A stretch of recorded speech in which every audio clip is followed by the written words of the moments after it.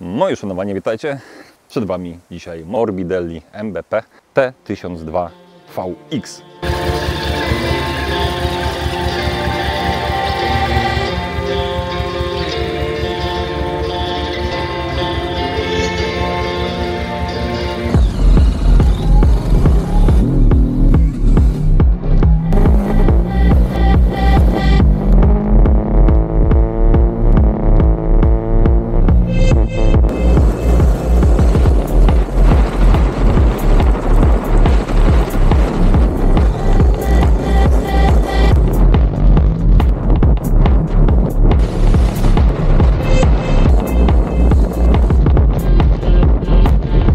Pierwsze wrażenia nagrane, wyświetlone całkiem nieźle, bardzo dużo komentarzy, a więc Was tak samo jak i mnie intryguje ta maszyna. W związku z powyższym nie ociągałem się jakoś specjalnie, zabrałem motocykl na testy, zrobiłem na nim wczoraj 400 km praktycznie jednym ciągiem, więc na chwilę obecną myślę, że mogę o nim powiedzieć naprawdę dużo i w pierwszych wrażeniach powiedziałem, że jest jako tako, czyli po japońsku i tą opinię podtrzymuję, ale nie w każdym względzie, ponieważ jest kilka rzeczy takich upierdliwych, tudzież ewidentnie do zmiany, nie wynikających bezpośrednio z wad konstrukcyjnych, ale o tym za chwilę.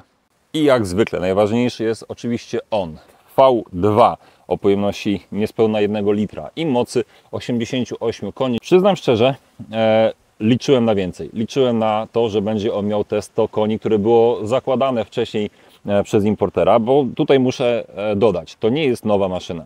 Ta maszyna, na tą maszynę ja czekałem już jakieś dobre 3 lata. Wcześniej był sprzedawany, tudzież prezentowany jako Brixton, jako Gaokin bodajże, właśnie z tym silnikiem, więc domyślam się, że był sprzedawany też na gorsze, tudzież biedniejsze rynki, gdzie był troszkę testowany, troszkę sprawdzany pod kątem jakichś niedoróbek i do nas trafia, powiedzmy, że finalna wersja, chociaż też nie do końca, ponieważ na przestrzeni tych lat zmieniały się normy emisji spalania i z tymi normami wydaje mi się, że jest właśnie związane raz przyblokowanie go, jeśli chodzi o moc maksymalną, co da się łatwo ominąć, o przełożenie specyficzne, które jest tu zastosowane.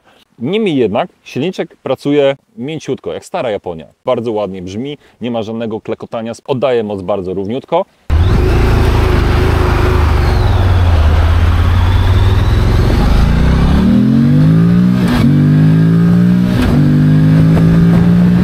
Ma bardzo ciekawą odcinkę, bo odcina mniej więcej przy 7000 obrotów. Bardzo łatwo do tej odcinki dojść, wkręca się jak szalony.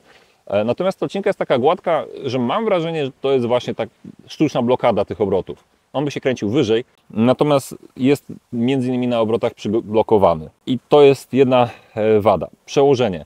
Z tyłu zębatka 52 zęby, z przodu 17. I to powoduje mniej więcej tyle, że przy 140 km na godzinę mamy prawie 6000 obrotów na minutę.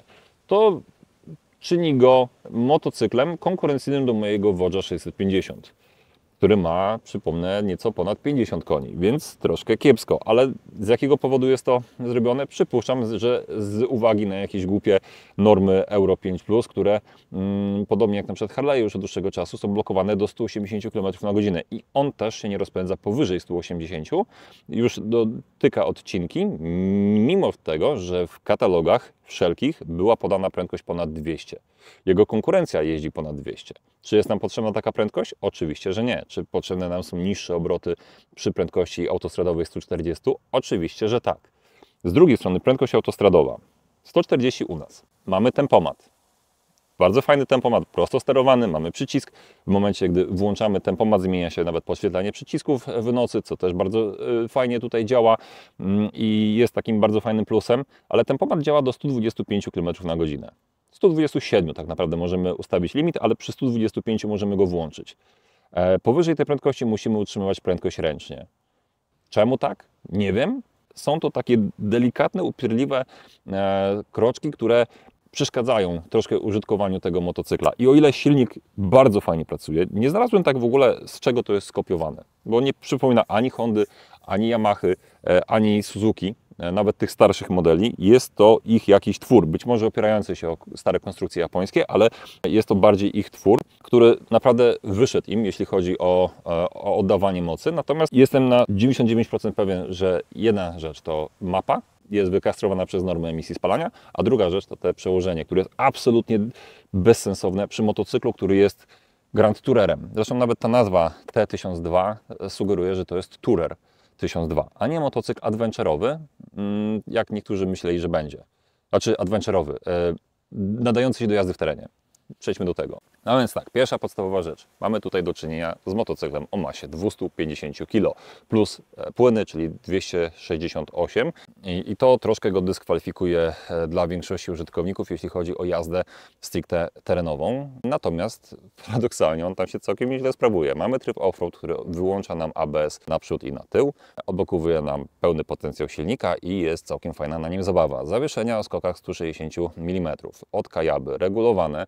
Ta regulacja jest jednostopniowa, ale mimo wszystko jest. Można sobie dostosować to do swoich potrzeb i powiem Wam, że on jest twardy na asfalcie, nawet powiedziałbym miejscami troszkę za twardy, ale w terenie pokazuje pazur i to zawieszenie nie dobija mimo małego skoku, a mimo dość ambitnego użytkowania, jakie starałem się na nim osiągnąć, mając z tyłu głowy, że jednak jest to motocykl ciężki. Z drugiej strony jest bardzo dobrze wyważony, więc w razie W podniesienie tego sprzętu, czy po prostu opanowanie go, czy nawet po zatrzymaniu się opanowanie stójki jest tutaj wyjątkowo łatwe, więc znowu potwierdzę to, co powiedziałem w pierwszych wrażeniach.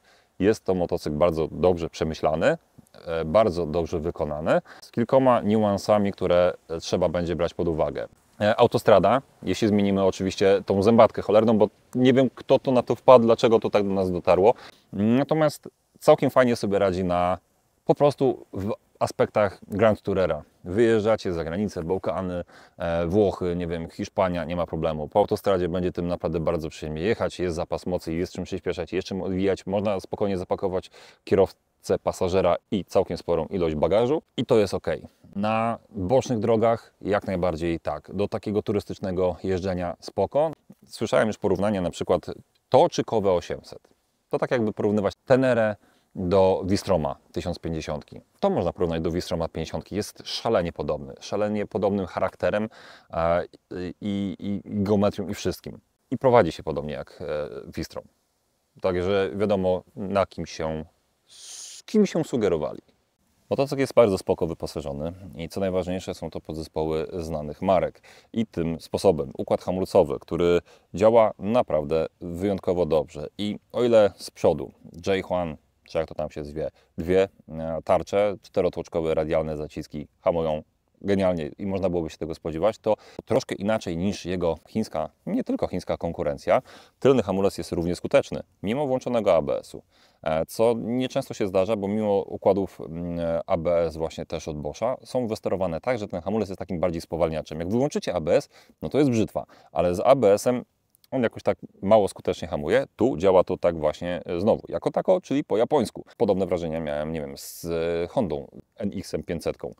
Także to idzie na pochwałę. Zawieszenie z kajaby, to już wspomniałem. Wtrysk, wszystko jest Boscha. Dodatkowo wyposażenie te ogólne, które widzimy gołym okiem, które po prostu działa. Jest spoko zrobione, jest wszystko zamontowane tak, jak być powinno, jest wszystko zmontowane tak, jak powinno, czyli gmole, osłona silnika, bardzo ładnie brzmiący wydech, kawał puchy, która w teorii powinna go wygłuszać dość mocno, a jest dalej głośny, to bym nie powiedział. W trasie mi to nie przeszkadzało, natomiast ewidentnie go słychać. Chociaż nawet nie tak bardzo słychać wydech, jak zasysane powietrze z kolektora dolotowego.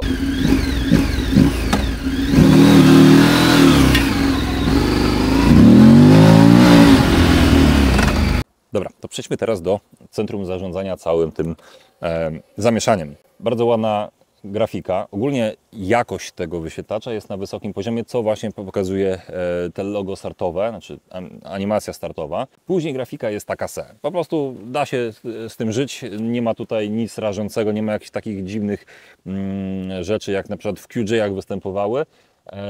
I spoko, mamy wszystkie niezbędne kontrolki. Mamy obrotomierz, który szkoda, że się cały nie zaświeca w kolorze, tylko jest takim różowym kolorem, który przechodzi w czerwony. Jest malutka kreseczka, która te obroty nam sugeruje, jakie mamy.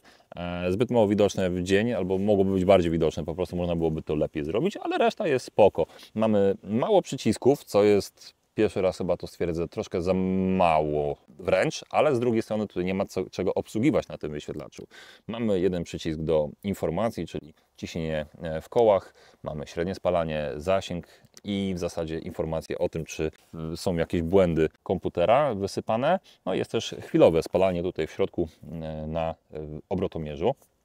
Także luz. I tyle. Nic więcej. Można połączyć telefon.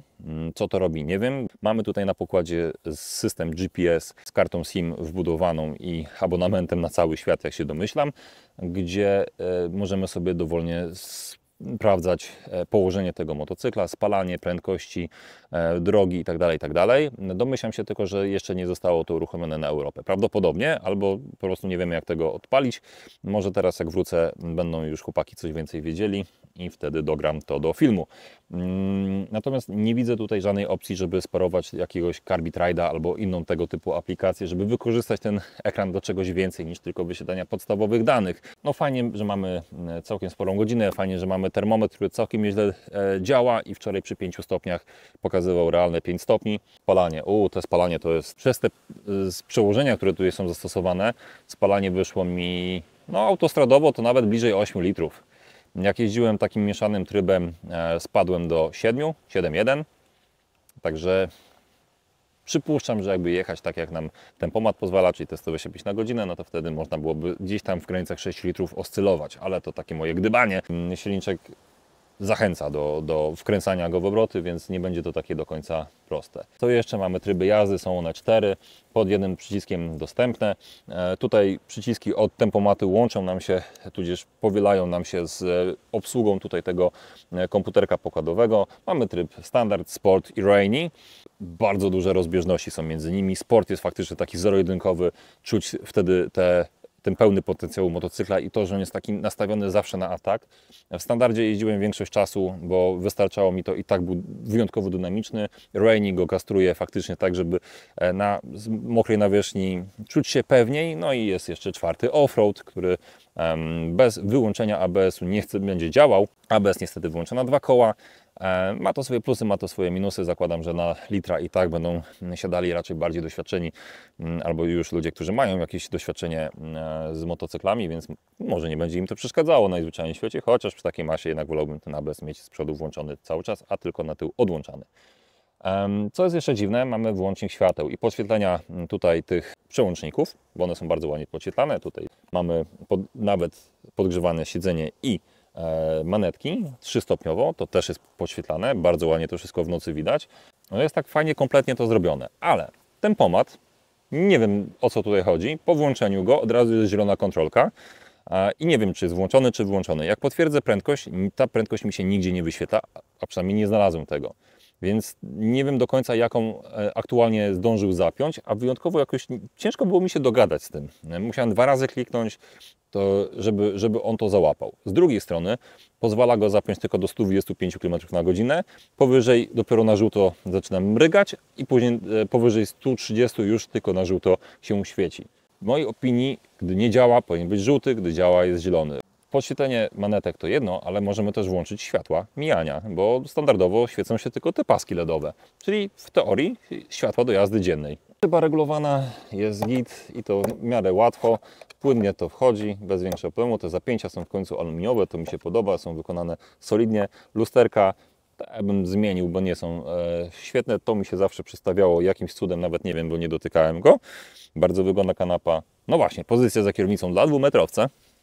No i co tu dużo mówić, pierwszy chiński motocykl, na którym się czuję wyjątkowo dobrze. Raz, że jest duży, ciężki i pasuje wysokiemu facetowi. Ma bardzo długą kanapę, mogę się odsunąć i wtedy kąt ugięcia kolan jest bardzo akceptowalny. Kierownicę bym tylko delikatnie przybliżył do siebie i podniósł, ale to już jest norma. Plecy wyprostowane, 400 km wczoraj, to naprawdę nie była ciężka rzecz do zrobienia. Myślę, że tutaj naprawdę dalekie trasy, tylko te przełożenia zmienić i będzie świetny Grand Tourer. Z opcją awaryjnego wjechania w teren, tak jak ja tutaj dzisiaj się doturlałem, aczkolwiek zwykłe proste szutry, więc nic nadzwyczajnego. Dobra, słuchajcie, podsumowując, jak widać na załączonym obrazku, da się tym wjechać w teren.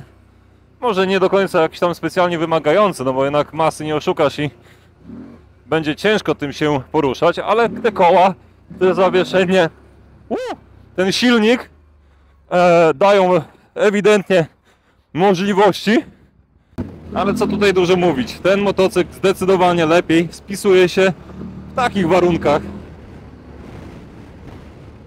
czyli po prostu na asfalcie. Przy szybko pokonywanych łukach, tak naprawdę bardzo szybko pokonywanych łukach, to nie była maszyna, która mnie zachęcała do takich działalności. Ona się bardzo ładnie kładzie w zakręty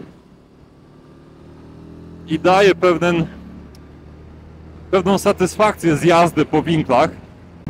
Jedyne co bym tutaj zmienił, to tą dziadowską zębatkę. Wtedy odbiór tego motocykla byłby praktycznie pozytywny. Reszta to są niuanse, kwestie przyzwyczajenia i da się z tym żyć. Podsumowuję to, co mówiłem za pierwszym razem. To jest, lusterko cały czas się przestawia. Jest to motocykl dobrze wykonany, solidnie wykonany. Masz wrażenie, obcując z nim, że siedzisz naprawdę na maszynie, która została wykonana zgodnie ze sztuką i kosztuje miliony monet. Ma pewne problemy, pewne takie niuanse, które po prostu można by było wyeliminować, ale wiemy z doświadczenia, że Chińczycy bardzo szybko się uczą. Pewnie czegoś zapomniałem oczywiście, ale wybaczcie mi to. Ja nagrywam zawsze dość świeżo i pełen emocji, bez przygotowanego tekstu, dlatego to nigdy nie jest tak płynne i ładne opowiadanie o motocyklu. Jestem gościem, który przekazuje emocje i mam nadzieję, że te emocje na tym motocyklu mniej więcej Wam przekazałem i pokazałem.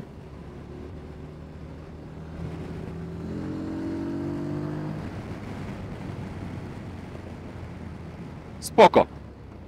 Dzięki za oglądanie. Do następnego. Jeśli masz jeszcze chwilkę, zerknij na pozostałe materiały.